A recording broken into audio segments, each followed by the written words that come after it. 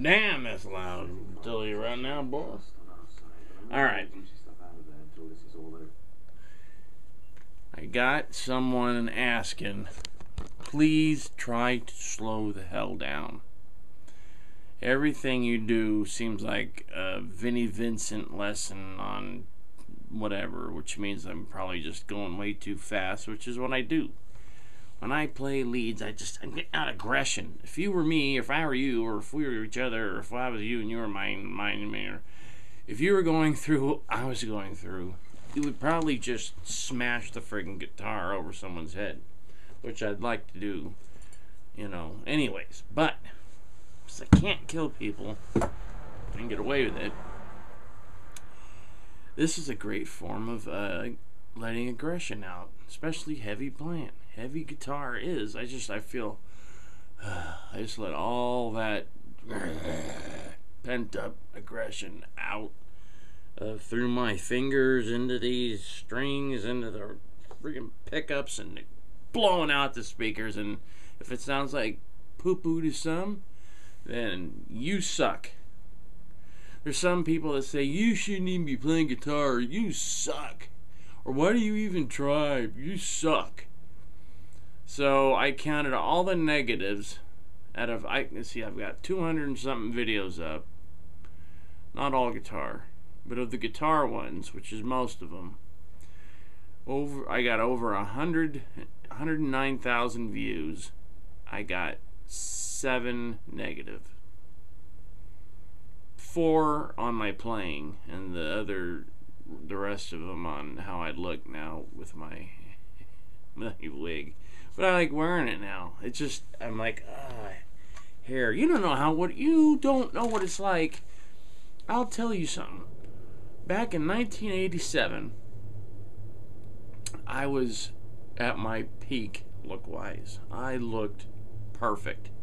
If anybody knows that Michael Monroe from Hanoi Rocks, or even Vince Neil looked like, Shout Out the Devil, I looked better than that, I thought. And I was in the bathroom. We were at this restaurant down in Hollywood. I can't remember which one it was. This chick was taking me, and she was pretty hot. But I knew that if I could, switch her off with somebody else somehow, I probably would. Which I ended up doing and pissed her off. But whatever. She tried. She even bought drugs to the thing, and I don't, that doesn't do it for me, man. You gotta be a hot chick, not be a hot chick or an average one with drugs. I guess I don't care about drugs. Drinking, I did. Anyways, so we were at this restaurant, and she was standing outside the restaurant, and she could see me standing there. And there was guys, coming in and out, and I was just standing in front of the mirror going, look at how perfect I am. Look at my hair. Look how perfect I look. Look at this. You couldn't get better looking than this. Not now, remember. We're not talking about now. We're talking about me in 1987. Now I'm a train wreck. Or at least a car wreck. A head-on collision one. But so I'm standing there. She's standing there. I could see her. I looked. I'm like, she can wait. I need to just keep looking at this. Just perfect. I couldn't believe how perfect everything was. This is, pre getting my nose broken and getting this tooth busted out, and Hollywood was a rough place in the late 80s, when every runaway scumbag that thought he could be the next Axl or asshole or Axl, or the next whatever, was just coming down to Hollywood and living on Sunset or around it, or all over the place. It was just by 1990, 91, it was a scum pit. You just wanted to get out of here, and that's when it was perfect for not just Nirvana, but scumbags like the way Guns N' Roses were looking. Motley Crue was blowing it. getting ready to break up, and everybody had it, everybody's hair had gotten too high and it was affecting the flight path of airplanes, and everybody was playing so fast that the fretboards were catching on fire, and that was a fire hazard in the clubs, and that's bullcrap. But everything just got too much, and it had to explode and go the other direction to where you had scumball looking people that looked like they just dragged them out of the gutter, playing ugly stupid guitars and whining about their life. Who wants to hear that? I remember thinking, I would listen to Nirvana's first album, I go, I like that music, I'm just not going to listen to what he's singing about. I don't know what he's singing about.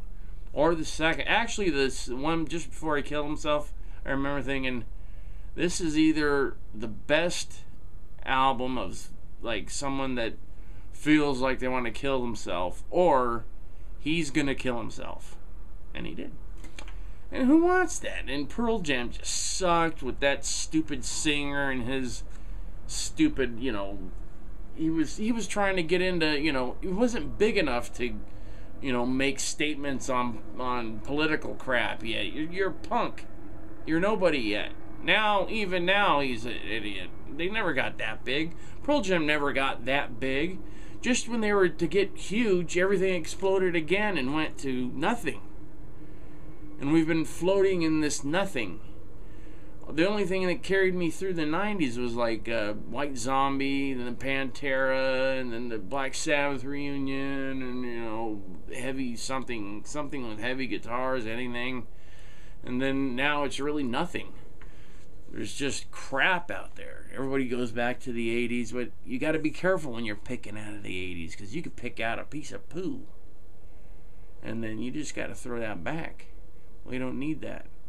Like fast guitar playing. If I had my choice, I would have no leads. Just a couple of crazy sounds, on the Wang bar, and that's it. It's all, to me, it's all about rhythm. But it's hard to play rhythm. I've got a drum machine, you know what? I'm going to set it up. I'm going to start. I got it all set up. I got this other. I'm going to use this instead of that friggin' stupid little stereo thing. I'm going to use this, and we're going to have a very good sound coming out. We're going to have lights. Gary Moore's going to be running the lights and the smoke, the fog, and we'll be having this, and we can pump in music, and I can play along to it, and it won't be me just sitting there going, and then getting the "you suck" comments every 10 minutes, or "why do you wear an eye flap?" It's not an eye flap, it's an eye patch. Have you ever been a pirate fool? Oh yeah, so the reason I took this guitar, which I decorated a little bit, it was a little screwed up. I actually got an estimate. If this thing was actually in good condition, because it's a Washburn dime, it's worth about $800. Perfect condition. This was in condition, and I put like Kiss guitar picks on it. And Gene figures Gene friggin' jumped off and probably trying to do some other guitar pick. But I did all this and just scribbled on it, and that's what I came out with, the 3D skull thing. This is called, actually it's called the Dime 36 G17. That's what the name of this is. And then I scored with that bolt, the Dime lightning bolt one, the Washburn with the bolts, the 333. Oh man, that thing is worth at least $1,500, if not more. And I got mine in perfect condition for $200, 200 and something. I always say 200. So it was a 200 and something. It was on eBay. I can look it up for you. I don't want people going, "Oh, what was it? Who's the seller?" He's like, that friggin' listen, the whole Chinese thing is dumping. It's taking a dump because they got all the guitars. They're not making the real Gibsons. They were making Gibson guitars over at Epiphone in Japan and sending some down in Japan or China and throwing junk pickups and stuff and selling them to us for $200. Now all those are gone. Most of them are gone. They're making some good stuff, but most of them are copies now. I mean, they're copies, and they're made out of like old fishing boat wood or something, chopsticks. So just be warned. I don't care. I'm not, the only thing I can tell you is I ordered off Trade Tang. The last guitar I got had a broken neck, and they gave me $100 to fix it.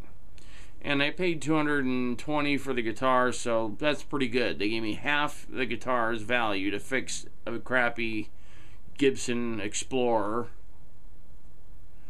with the checkerboard, whatever. I'm gonna stick with no more Gibsons. I've got 4 or 5 real Gibsons, and I'm done. I'm gonna keep those. I've got the other ones that I bought. The ones now that's all questionable. So Trade Tang or iOffer or all that crap is just meh. You know what? Just stay and look on eBay and even Amazon for good deals. Just keep looking. You'll find it. Eventually you'll find it. And you could talk people down sometimes. And even on eBay, say, listen, if I give you this right now, you just cut the friggin' thing. And some won't. But I've done that too. That's why I have almost 60 guitars. I deal, I scrounge, I do whatever I can. I'm always shopping, going to pawn shops and talking to people and doing this and that and getting online and talking to people on Facebook about it. Who cares about girls? It's all about guitars for me now. I'm 46, guitars. If a girl falls in out of the sky and on top of me, sure, that's fine, as long as it doesn't knock me out.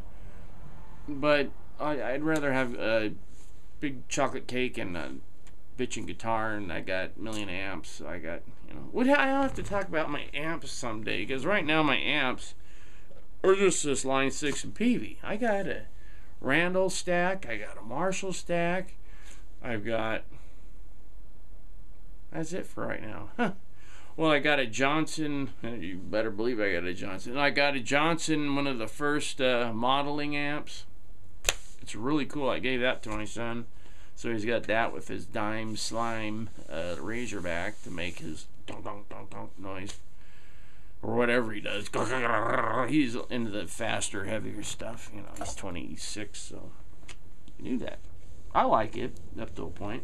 My favorite band really is out of the new stuff is Arch Enemy, mainly because she's cute, and a lot of their music. You can hear a lot of like old Priest or Maiden, stuff like that. So that's the end of my talking and my as slow as I could guitar playing for that guy.